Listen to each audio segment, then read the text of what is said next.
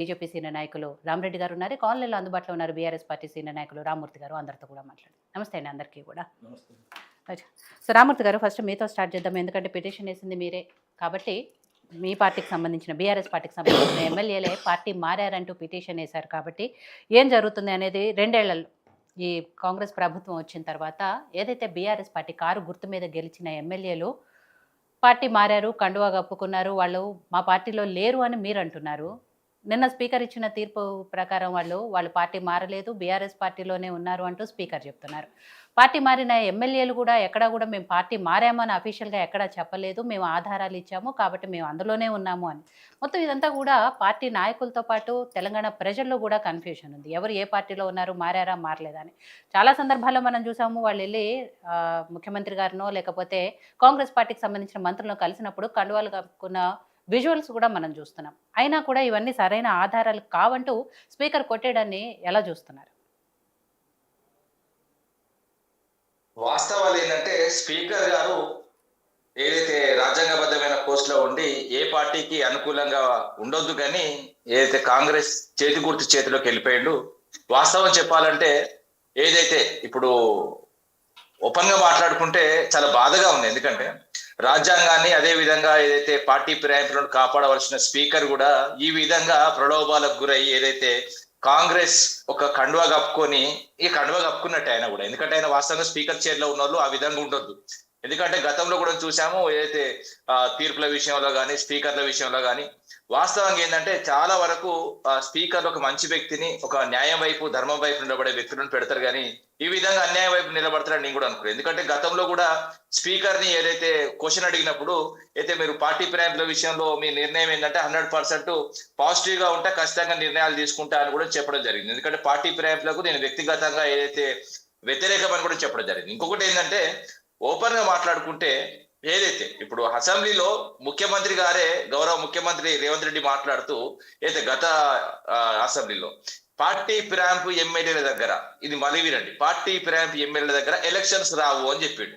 అంటే పార్టీ ఫిరాయింపులు జరిగినట్టు అసెంబ్లీలో 119 ఏదైతే స్థానాలు, ఏదైతే 119 మంది ఎమ్మెల్యేలు, అదే విధంగా ఒక రాష్ట్రం సంబంధించి ఒక సభ, అది ఒక రాష్ట్ర నిర్ణయం, అది రాష్ట్ర ప్రజల నిర్ణయం, అది రాష్ట్ర ప్రజలు మొత్తం ఆడ ఉన్నట్టు అసెంబ్లీలో క్లియర్ గా చెప్పిండు ఏదైతే మారిన దగ్గర ఎలక్షన్స్ రావని. అదే విధంగా ఇక చాలా చూసుకుందాం, ఎందుకంటే ఇంకా వివిధ సందర్భాల్లో, ఎందుకంటే కడియం శ్రీహరి అయితే డైరెక్ట్ ఒక సభలనే చెప్పిండు, నా ప్రాంత అభివృద్ధి కోసం నేను పార్టీ మారినా అని కాంగ్రెస్ పార్టీలోకి వెళ్ళాను ఒప్పుకున్నాడు. అదే విధంగా వాళ్ళ బిడ్డకు సంబంధించిన నామినేషన్ పత్రంలో కూడా సంతకం పెట్టిండు. ఇంకేం కావాలండి?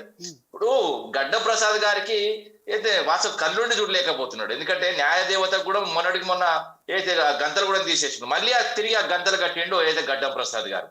ఈ విధంగా వాస్తవంగా చెప్పాలంటే గడ్డం ప్రసాద్ గారు చేసిన ఈ చరిత్రలో వాస్తవంగా చెప్పడం కాంగ్రెస్ పార్టీకి వ్యతిరేకంగా ఏదైతే అధినాయకత్వానికి వ్యతిరేకంగా తీసుకున్నాడు, ఇక్కడున్న నాయకత్వానికి అనుకూలంగా తీసుకున్నాడు. ఎందుకంటే రాహుల్ గాంధీ అయితే రాజ్యాంగం చేతిలో పట్టుకొని నేను పార్టీ ఫిరాయింపులకు వ్యతిరేకం అని క్లియర్ గా దేశం మొత్తం వ్యాప్తంగా తిరుగుకుండా చెప్తున్నాడు. ఎందుకంటే వాళ్ళ ఫాదర్ తీసుకొచ్చిండు యాంటీ డిఫెక్షన్ లా, దాన్ని తుంగలోకి తొక్కింది కూడా వాళ్ళే. ఎందుకంటే యాంటీ డిఫెక్షన్ లా తీసుకొచ్చిన తర్వాత కూడా ఏదైతే ఆగినాయంటే ఆగలేదు. ఎక్కువ మంది మన పార్టీ మారిన వాళ్ళు ఎవరున్నారంటే మళ్ళీ వాళ్ళు కాంగ్రెస్ వాళ్ళే. ఈ విధంగా అయితే యాంటీ డిఫెక్షన్ లా తీసుకొచ్చింది వాళ్ళే, మళ్ళీ దాన్ని తుంగలోకి తొక్కింది వాళ్ళే. ఎందుకంటే ఏమనంటే గత 10 ఏళ్ళు అని మాట్లాడతారు. 10 ఏళ్ళ ముచ్చట కాదండి, 67 నుంచి అది ఇప్పటి వరకు దేశవ్యాప్తంగా దాదాపు 5,000 చిల్లర కాంగ్రెస్ వాళ్ళు ఇప్పటికి కూడా మారుతున్నారు. అదే విధంగా బీజేపీకి సంబంధించిన వాళ్ళు 300 మంది ఎంపీ ఎమ్మెల్యేలను కూడా వాళ్ళు మార్చిన వాళ్ళు. అంతేందుకండి మహారాష్ట్రలో రంపం పెట్టి రప్ప కోచిళ్ళు, ఎందుకంటే ఒక కుటుంబాన్ని కూడా వేరు చేసిండు. ఈ విధంగా వాళ్ళు ప్రభుత్వాలు పడగొడతారు, అదే విధంగా అనైతికంగా అంటారు, మళ్ళీ నైతికత, మళ్ళీ రాజీనామా చేసి రావాలి, కథ కార్యక్రమాన్ని మాట్లాడతారు. ఇంకోటి ఏంటంటే ఏదైతే పార్టీ ఫిరాయింపుల చట్టం పటిష్టంగా లేదు అన్నది వాస్తవం. దాన్ని కొంచెం సవరణలు తీసుకొచ్చి ఏదో సరియాల్సిన అవసరం ఏదైతే బీజేపీ కూడా ఉన్నది, కానీ బీజేపీ దాన్ని ముట్టుకోవట్లేదు. వాళ్ళకి అవసరమైన మాత్రం నల్ల చట్టాలు రాత్రి వస్తాయి. అదే విధంగా కాశ్మీర్ సంబంధించిన ఇష్యూలు కూడా వాళ్ళు సాల్వ్ చేస్తారు. మరి ఇది ఎందుకు కనబడట్లేదు?